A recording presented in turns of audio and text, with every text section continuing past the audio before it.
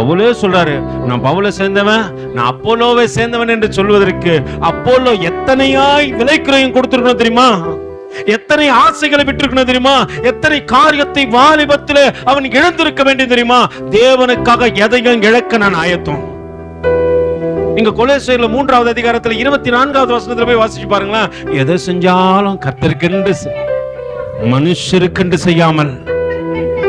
எப்படி செய்யணும்? எதை செஞ்சாலும் பிரதர், மனுஷன் பாக்குறான், ஊழியக்காரர் பாக்குறாரு, சபை பாக்குது, ஜனங்க பாக்குறாங்க, வேண்டாம் வேண்டாம் அதுக்கெல்லாம் செய்யாத, கர்த்தருக்காக செய்து பாரு. அப்போல தன்னுடைய வாலிபத்துல எல்லாத்தையும் இழந்தான்.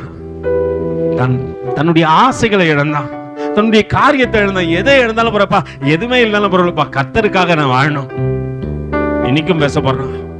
1000 ஆண்டுகள் கடந்து விட்டது. நம்ம கிரேக்க தேச, ஒருவேளை கிரேக்க ரீதியா பார்த்தா அப்போல ஒரு கடவுளா இருக்கட்டும்,